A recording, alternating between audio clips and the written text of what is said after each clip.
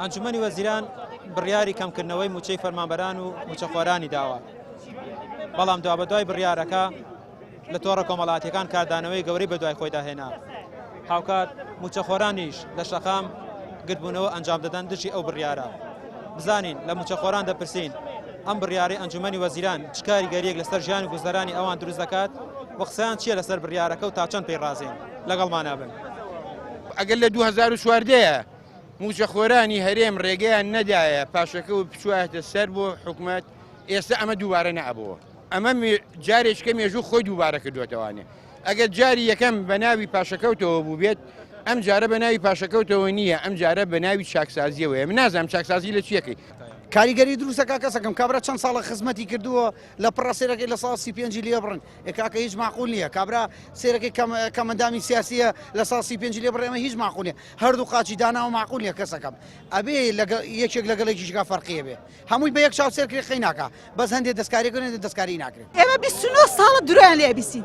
چۆن ئەتوانین ئێستا باوەڕ بە درۆکانیان بکەین؟ ئەی هەر ئەم نەبوو کەوتی هەموو ماگەی 30 ڕۆژارێمە بچەدا بەژەکە ئەی کوا. ئەی هەر نەبوو لە کاتی هەڵبژارنەکانە دیعایانێکە کە پاشەکە و لابین بۆ دووبارەی پاشەکە و دەکاتەوەن. نەخێرەمە باوەڕمەوە قسەکانیان نییە لەبەرەوەی 29 ساڵە درۆکە ئێستا ناتوانێت قسەی ڕاستی بکات.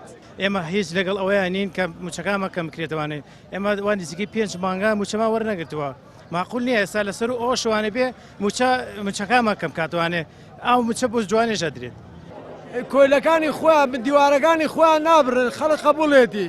ئیتر دا لە گۆڕانەکەم چووە حکوومەتەوە داوای ئەوەیە کرد چاکسازی بگرێت کوا لەسەر موچەخۆری حەقیقی چاکسازیەکە بۆ بندیواران نابرن. من خەڵکی دیەکم لە شاباژێر لەو دیەمەتیان نەبێ بسپێسی بندیوارەتیان خەڵکەیە چوا بۆ مسیفافۆن بۆ بەو شێوانە هەڵغام لێە قاچەی پەڕێزا کەمەندامی سەنگەرە داالێکێت یەکەم بە ڕۆژ لە حکوومەتە لەگە پارتی شەریکە کەچی بەشەو دێ لەسەر تەلەڤیزۆن هەڵێ ئێمە بانامە بڵاگاتەوە ناڕازی لەم شتانە. یعنی ئەمانیان فریشتەمان کە پێفرۆشن خۆی لە ئەسڵ شەیتانە، یعنی لە ڕاستیمان بەناوی درۆ پێفرۆشن لە کاتێکە یعنی دەمامکمان پێفرۆشن کە بەناوی دەموچاوی ڕاستەقینەوە، ژیانمان پێفرۆشن بەناوی سەرا بۆ، یعنی درۆمان پێفرۆشن بەناوی ڕاستیەوە.